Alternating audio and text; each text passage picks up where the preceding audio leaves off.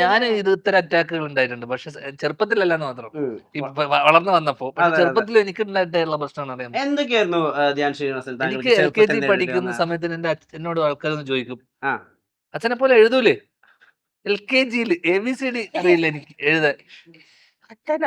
അച്ഛനാരാന്ന് കണ്ടാ തിരിച്ചറിയുന്നില്ല. അപ്പോഴാണ് അച്ഛനെ പോലെ എഴുതൂലേ, അച്ഛനെ ടിവിയിലേ കണ്ടിട്ടുള്ളൂ. 1ാം ക്ലാസ് എത്തുന്ന സമയത്ത് എന്താണ് സിനിമയാണോ മുന്നോട്ട് നിന്ന്, അപ്പൊ അതൊക്കെ കൈൻഡ് ഓഫ് നമ്മൾ അറ്റാക്കാണ്. നമ്മളെ നിന്റെ കഴിവില്ല എന്ന് നമ്മളെ ആദ്യമേ വരുത്തി തീർക്കുക. അത് ഇപ്പോഴും അങ്ങനെ തന്നെ. അതൊക്കെ നിനക്കല്ലേ അറിയുള്ളൂ.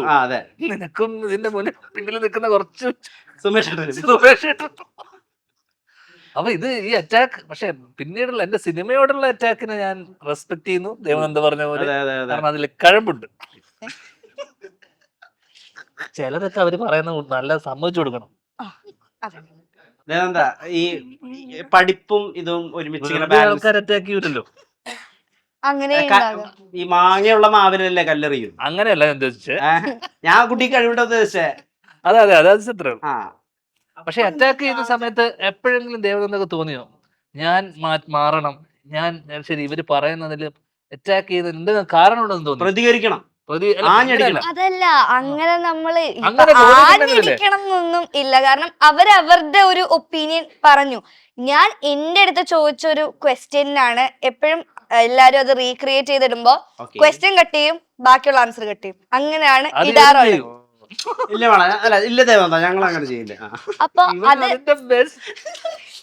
എന്റെ അടുത്ത് ചോദിച്ച ചോദ്യത്തിന് ഞാൻ എന്റേതായ വാക്കുകളിൽ ഉത്തരം പറഞ്ഞു. പക്ഷെ ചില സമയം ഞാൻ പറയുന്നത് ശരിയല്ലെങ്കിൽ അച്ഛനും അമ്മയും കൃത്യമായിട്ട് പറയും, നീ പറഞ്ഞത് ശരിയല്ല. അപ്പൊ അത് മാറ്റി പറയാൻ ഞാൻ റെഡിയാണ്, അത് തിരുത്താൻ റെഡിയാ. പക്ഷെ ഞാൻ അച്ഛനെ വിളിച്ച് ചോദിച്ചു, ഞാൻ പറഞ്ഞത് ശരിയല്ല, ഞാൻ എന്തെങ്കിലും തെറ്റായ ആർക്കെങ്കിലും ഉപദ്രവം വരുന്ന രീതിയിലാണോ പറഞ്ഞത്? ഞാൻ വേറെ ആരെയും ഹേർട്ട് ചെയ്ത് പറഞ്ഞിട്ടില്ല, ആർക്കും മോശം വരുന്ന രീതിയിലല്ല സംസാരിച്ചത്. അപ്പൊ എനിക്ക് അറിയാം, ഞാൻ എന്നെ കുറിച്ച് ചോദിച്ചൊരു ചോദ്യം ഞാൻ ജനറൽ ആയിട്ട് പറഞ്ഞു.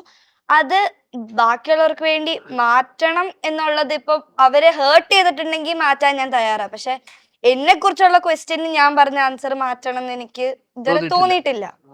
ഇത് ഇവൻ കട്ട് ചെയ്തിടും. ഇപ്പൊ ഇത് പറയണ നോക്ക്, നമുക്കൊക്കെ അന്ന് ഈ പ്രായം ആലോചിച്ച് നോക്ക് ഞാൻ ചേട്ടാ. സീരിയസ് പ്രായം വെച്ചിട്ട് റെസ്പെക്ട് എനിക്ക് തോന്നുന്നു ഭയങ്കര കാര്യം. ദേവനന്ദയെ പോലെ ആയിരുന്നു ഈ പ്രായത്തിൽ.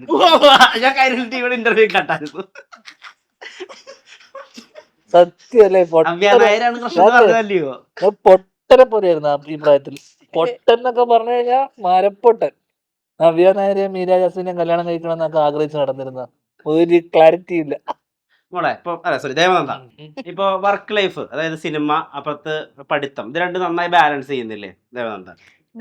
ധ്യാൻ ചേട്ടൻ ഇന്റർവ്യൂവും സിനിമയും ബാലൻസ് ചെയ്യുന്ന പോലെ അതും ഒരു സ്കില്ലാണ്. കാരണം ഇന്റർവ്യൂസും നമുക്ക് കൃത്യമായിട്ട് കൊടുക്കാൻ പറ്റുന്ന മൂവീസോ, അതുപോലെ ചേട്ടൻ ഇപ്പൊ ഓരോ മൂവീസോ അവിടുന്ന് ഓരോ സെറ്റിൽ നിന്ന് പോകണമെങ്കിലും അതും ഒരു ഹെക്ടിക് ഇതാണ്. അതും ചേട്ടൻ നന്നായിട്ട് മാനേജ് ചെയ്യുന്നുണ്ട്. ഇപ്പൊ എനിക്കാണെങ്കിൽ എന്റെ സ്കൂള് ഭയങ്കര സപ്പോർട്ടീവ് ആണ്. അതൊരു വലിയ ഒരു അഡ്വാൻറ്റേജ് ആണ്. കാരണം സ്കൂളിൽ പോകണം, പരീക്ഷ എഴുതാൻ പോകണം. പക്ഷെ സ്കൂളിന്റെ സൈഡിൽ നിന്ന് ഒരു പ്രഷർ ഇല്ല. കാരണം പരീക്ഷ എഴുതാൻ പോകണം, എനിക്ക് എന്തായാലും പരീക്ഷ എഴുതാൻ പോകണം. പക്ഷെ ടീച്ചേഴ്സും ഫ്രണ്ട്സും എല്ലാരും സപ്പോർട്ട് ചെയ്യുന്നുണ്ട്. അപ്പം പാരന്റ്സിന്റെ സപ്പോർട്ടാണ് ഏറ്റവും വലുത്. കാരണം ആരൊക്കെ എന്താ പറഞ്ഞാലും ഇപ്പൊ ആദ്യമൊക്കെ തുടങ്ങുന്ന സ്റ്റേജിൽ എല്ലാരും നമ്മളെ ബിലീവ് ചെയ്യണമെന്നില്ല. പക്ഷെ അച്ഛനും അമ്മയും അത്രയും നാളും നിക്കാൻ റെഡിയായിരുന്നു. ഇപ്പൊ 3.5 വയസ്സിലാണ് തുടങ്ങിയത്, പക്ഷെ 9.5 വയസ്സിലെ മാളികപ്പുറം ചെയ്ത്. അപ്പൊ 6 വർഷം കഴിഞ്ഞിട്ടാണ് ഒരു റെക്കഗ്നിഷൻ കിട്ടിയത്. ഇപ്പൊ 12 വയസ്സായി, 12.5.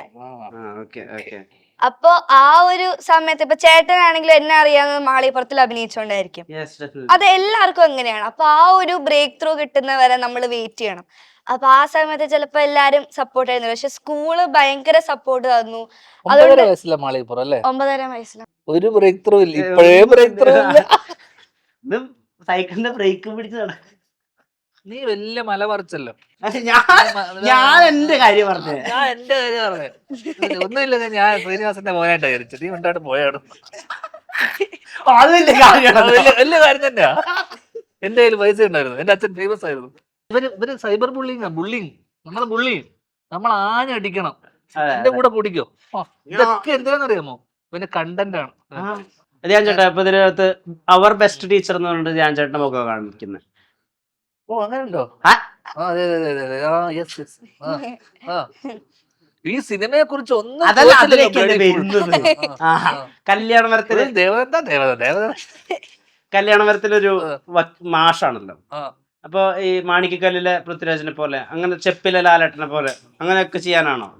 അതില് മാണിക്കക്കല്ലായിക്കോട്ടെ ആ ചെപ്പായിക്കോട്ടെ ആ ഇതൊക്കെ അവരുടെ കഥ പറഞ്ഞിരുന്ന ആ അല്ല സ്കൂൾ കലാലയം അല്ലെങ്കിൽ സ്കൂൾ അതിനെ ചുറ്റിപ്പറ്റി നടന്നിരുന്ന കഥകളും സംഭവങ്ങളൊക്കെ ഇത് ഉം, ഇത് ദേവുവിന്റെ ലൈഫും ഉം, പുള്ളിക്കാരിയുടെ ചെറിയൊരു ആഗ്രഹവും സ്വപ്നവും അതുമായിട്ട് ബന്ധപ്പെട്ട് നിൽക്കുന്ന ഉം, അതിൽ ഒരു ഏരിയയില് അല്ലെങ്കിൽ പുള്ളിക്കാരി പഠിക്കുന്ന ഉം. സ്കൂളിലെ മാഷായിട്ട് എന്നെ പറ്റി ചുറ്റിപ്പറ്റിയോ ആ സ്കൂൾ ചുറ്റിപ്പറ്റിയോ അല്ല ആ, ഓക്കേ, ഈ കഥ. Okay, okay, okay. ഈ കഥ ഇവരുടെ കുടുംബവും ആ കുടുംബത്തിൽ ഉണ്ടാവുന്ന ഒരു സംഭവവും ആ എക്സ്റ്റൻഡഡ് ക്യാമിയോ അപ്പൊ Kind of. Kind of extended cameo എന്ന് പറയും. ഓ അത്രേ ഓ ഉള്ളൂ. ഓ ഓ. അപ്പോ ഇതിൽ അത്ര അന്ന് എന്ന് പറയണ്ട ഈ കഥാ പശ്ചാത്തല മെയിനായിട്ട് ഈ സ്കൂളൊന്നും അല്ല ഉം, ഇവരുടെ വീടും ഇവരുടെ കുടുംബത്തിൽ ഉണ്ടാവുന്ന ഒരു സംഭവവും കാര്യങ്ങളൊക്കെ. ധ്യാൻ ചേട്ടനും മാഷുമാരും തമ്മിലുള്ള ഒരു റിലേഷൻഷിപ്പ് എങ്ങനെയായിരുന്നു? അങ്ങനെ ഒരു ഫേവറേറ്റ് മാഷ് എന്ന് പറയാൻ ഒരാളുണ്ടായിരുന്നു. അപ്പൊ എനിക്ക് ഇപ്പോഴും ഓർമ്മയുണ്ട് ഞാൻ +2 പരീക്ഷ കഴിഞ്ഞിട്ട് ആ ഓടിച്ചിട്ട് അടിച്ചിട്ടുണ്ട് ഒരു മാഷ. എന്താ പറയണ അടിക്കുമ്പോ? ഞങ്ങൾ ഒരുമിച്ച് ഞങ്ങളൊരു 3-4 പേരുണ്ടായിരുന്നു. ആ അടിച്ചവണ്ട് അതൊരു ഓർമ്മ. അതൊരോർമ്മ. അത് നല്ല ബന്ധം ഉണ്ടായിട്ടുള്ള ആ ടീച്ചർമാരുണ്ടായിട്ടുണ്ട് ആ വളരെയധികം. എന്ന് വെച്ചാ അന്നൊക്കെ എന്റെ ടീച്ചർമാര് ഇരുന്നിട്ട് അവര് രാത്രിയൊക്കെ ഭർത്താക്കന്മാരുടെ ഒക്കെ എന്നോട് പറയായിരുന്നു ഫുൾ പ്രശ്നം. ഞാൻ പറഞ്ഞു മാം ടെൻഷൻ ആവണ്ട വെച്ചാൽ അന്നും എന്റെ ജോലി എന്താ അറിയാമോ? സമാധാനിപ്പിക്കുക, ടീച്ചർമാരെ സമാധാനിപ്പിക്കുക. ടീച്ചർമാര് ഭയങ്കര കാരണം ചില ഭർത്താക്കന്മാരൊക്കെ ഉപദ്രവിക്കുകയും ചെയ്യും. പക്ഷെ എന്റെ ടീച്ചറിന് എന്തോ വിഷമമുണ്ടെന്ന് എനിക്ക് മനസ്സിലായി. എന്റെ ക്ലാസ് ടീച്ചറാ സമയത്ത് ചെന്നൈയില്. പുള്ളിക്കാരിക്ക് എന്തോ മനസ്സിൽ വിഷമമുണ്ടെന്ന് എനിക്ക് മനസ്സിലായി. ഞാൻ ഒരു ദിവസം ക്ലാസ് കഴിഞ്ഞിട്ട് ഇങ്ങനെ നോക്കുന്നു ടീച്ചർ എന്റെ ഫേവറേറ്റ് ടീച്ചറുമാണ്, എന്റെ ഭയങ്കര ബന്ധമാണ്.